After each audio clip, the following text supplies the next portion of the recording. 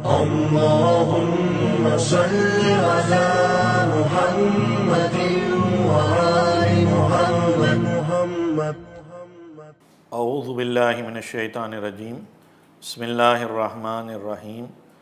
الحمد للہ الولی الحمید الحکیم المجید الفعال لما یرید خالق الخلق ومدبر الامر ومنزل القطر رب السماء والارض والدنیا والآخرہ وارث العالمین وخیر الفاتحین. ثم الصلاۃ والسلام علی سید الانبیاء والمرسلین خاتم النبیین سیدنا و نبینا و مولانا ابی القاسم محمد. اللہم صل علی محمد و آل محمد. اما بعد فقد قال سبحانہ وتعالی فی القرآن المبین والفرقان الحکیم. بسم اللہ الرحمن الرحیم. فإذا قرأت القرآن فاستعذ باللہ من الشیطان الرجیم. آپ کے سامنے آج جس موضوع کے حوالے سے گفتگو کرنی ہے وہ آداب قرآن کے حوالے سے ہے. قرآن مجید وہ مقدس ترین کتاب کہ جو اللہ کے رسول پر وحی کی صورت میں نازل ہوئی. قرآن مجید کس طرح سے پڑھا جائے اور اس کے حوالے سے کن باتوں کا خیال رکھا جائے. سب سے پہلی بات، یہ مقدس ترین کتاب کہ بعض اوقات انسان وضو کے بغیر اس کتاب کو ہاتھ نہیں لگا سکتا، اس لیے کہ قرآن مجید کے الفاظ کو ہاتھ لگانا بغیر وضو کے یہ جائز نہیں. تو وہ قرآن مجید کو جب بھی استعمال کرنا چاہیں انسان، جب بھی قرآن مجید کی تلاوت کرنا چاہے تو ذمہ داری یہ ہے کہ وہ طہارت کے ساتھ ہو. اور روایت میں آیا ہے فقد ورد عن لقاری القرآن بكل حرف متطہرا فی غیر صلاۃ 25 حسنہ. وہ شخص کہ جو قرآن مجید کو پڑھ رہا ہے نماز کے علاوہ تطہیر یعنی وضو کے ساتھ، اس کے لیے 25 نیکیاں لکھی گئی ہیں. جبکہ اگر وہ بغیر وضو کے اسی قرآن کو پڑھ رہا ہوتا تو اس کے لیے 10 نیکیاں لکھی جاتی. تو 10 نیکیاں یعنی 2 برابر سے بھی زیادہ ثواب انسان کو وضو کر کر قرآن مجید پڑھنے میں حاصل ہو رہا ہے. جب انسان قرآن مجید کو لے تو قرآن مجید کو لیتے ہوئے دعا کرے. کچھ معصور دعائیں ہیں جو بعض کتابوں میں موجود ہے. قرأت کرتے ہوئے اخلاص کے ساتھ جب قرأت کرنا چاہے تو سب سے پہلے اعوذ باللہ من الشیطان الرجیم کی تلاوت کرے، یعنی استعاذہ پڑھے.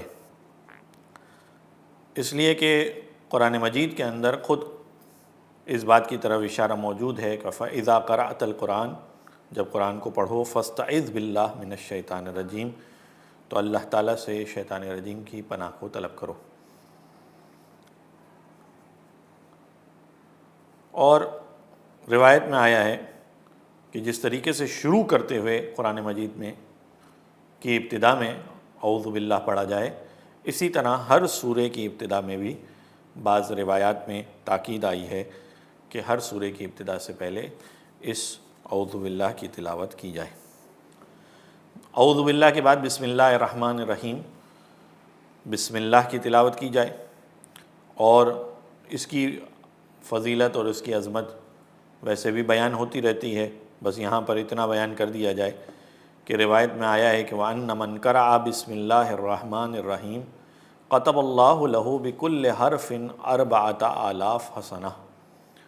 اللہ تعالیٰ جو شخص کہ جو بسم اللہ الرحمن الرحیم کی قرأت کرتا ہے، اللہ تعالیٰ اس کے لیے لکھ دیتا ہے ہر حرف کے بدلے میں 4,000 نیکیوں کو.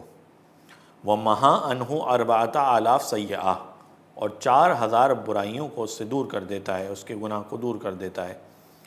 وَرَفَعَ لَهُ 4,000 درجہ، اس کے 4,000 درجوں کو بلند کر دیتا ہے.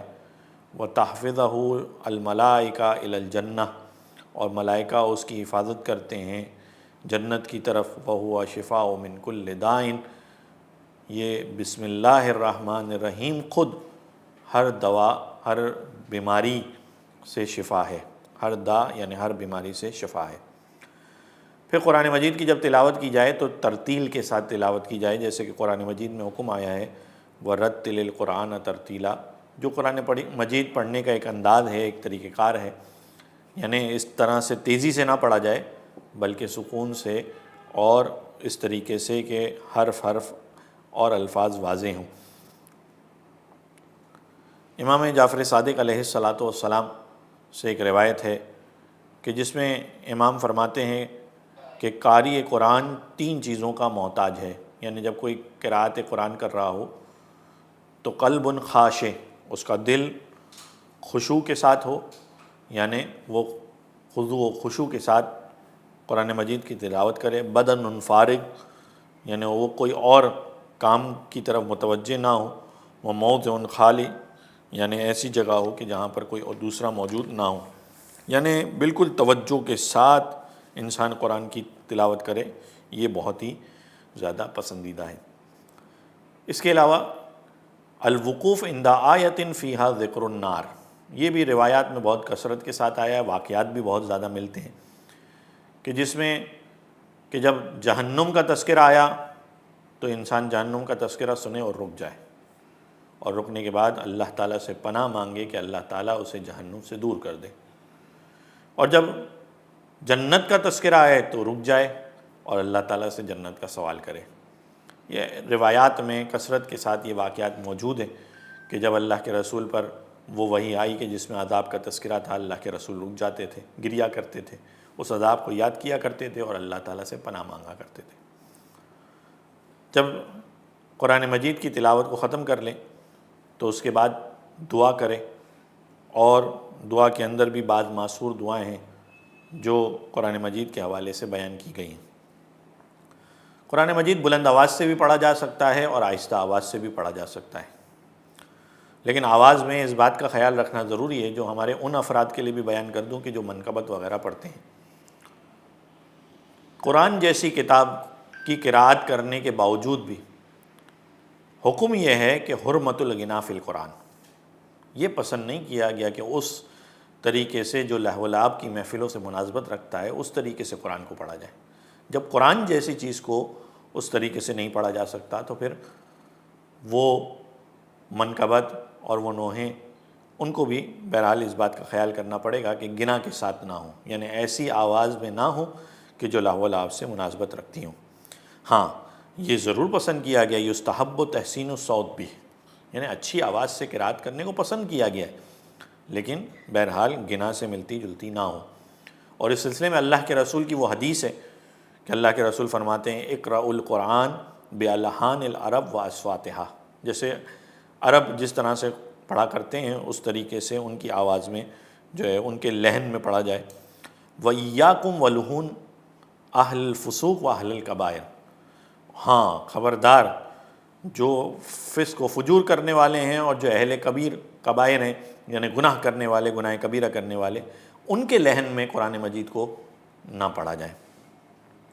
پھر روایات میں یہ بھی بیان کیا گیا کہ جب کوئی قرآن کی تلاوت کر رہا ہو تو جو دوسرے افراد ہیں ان کی ذمہ داری یہ ہے کہ اسے غور سے سنیں اور اس سے سبق حاصل کریں۔ قرآن مجید وہ کتاب ہے کہ جس کا حفظ کرنا بھی بہت زیادہ ثواب کا حامل ہے، اور بہرحال اس سلسلے میں بہت ساری روایات ہیں، لیکن حفظ ہونے کے باوجود بھی قرآن مجید کے آداب میں سے ایک یہ ہے کہ قرآن مجید کو اپنے سامنے کھول کر پڑھا جائے، یعنی انسان کی آنکھیں قرآن مجید کے الفاظ کو دیکھیں۔ خود قرآن مجید کا دیکھنا اس قدر ثواب ہے کہ روایات کی روشنی میں ایسا محسوس ہوتا ہے کہ وہ شخص کے جو قرآن نہیں پڑھ سکتا وہ بھی صرف قرآن مجید کو دیکھ کر کھول کر دیکھے، اس کا بھی ایک ثواب۔ یستحب و استحاض المصحف فی البیت، گھر میں قرآن مجید رکھنا یہ خود ایک اہم ترین ذمہ داری ہے انسان کی، لیکن اس بات کی طرف بھی انسان متوجہ رہے کہ ایسا نہ ہو کہ یہ قرآن مجید گھر میں موجود رہے اور اس میں قرآن کی تلاوت نہ کی جائے، یہاں تک کہ جب قیامت کا دن آئے گا تو وہ روایت ہے کہ جس میں قرآن شکوہ کرے گا۔